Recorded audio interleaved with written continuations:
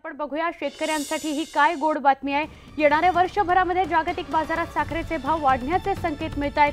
त्यामुळे भारतात अतिरिक्त साखर उत्पादन करून अडचणीत सापडलेल्या साखर उद्योगाला दिलासा मिळण्याची शक्यता वर्तवण्यात येते। जगभरातल्या साखर उद्योगांचा फर्मचा सर्वे केल्यानंतर अशी माहिती पुढे येते की यंदा जागतिक शिल्लक साठ्यामध्ये मोठी घट होण्याची शक्यता आहे। परिणामी साखरेचे दर वधारण्याची शक्यता आहे। याबाबत सविस्तर माहिती आपण घेणार आहोत।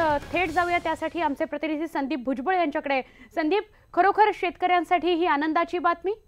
नक्की सुवर्ण असं म्हणता येईल। येणारं वर्ष हे साखर उत्पादकांसाठी म्हणजे जे साखर उद्योजक आहेत भारतातले असतील जगभरातले असतील त्यांच्यासाठी चांगलं असण्याची शक्यता रॉयटर्स या संस्थेने केलेल्या जगभरातल्या साखर उद्योजकांच्या फर्म मधल्या सर्वेनंतर ही माहिती पुढे आलेली आहे। जस्ट 2 ते 3 दिवसापूर्वी कच्च्या साखरेच्या दरामध्ये जागतिक बाजारामध्ये काही रुपयांची वाढ झालेली आहे। या संकेतावरून हे लक्षात येत आहे। याच्यानंतर एक रॉयटर्सने सर्वे केला, त्याच्यामध्ये ऑस्ट्रेलिया असेल, सगळ्यात महत्त्वाचं असेल ब्राझील आणि भारत इथल्या साखर उद्योजकांनी एक माहिती जी दिलेली आहे त्याच्यातून एक नवीन आकडे पुढे येत आहेत। ब्राझीलमध्ये साखर उत्पादन वाढल्यानंतर गेल्या वर्षभरापासून तिथं मंदीचं माहोल होता आणि त्याच्यानंतर ब्राझील मधल्या साखर उद्योजकांनी आपला जो साखर निर्मिती आहे ते थांबवून त्याच्याऐवजी इथेनॉल आणि इंधनाची निर्मिती सुरू केली। त्यामुळे जगभरातल्या साखरेचं उत्पादन घटण्यास मदत झाली। त्याचबरोबर भारतात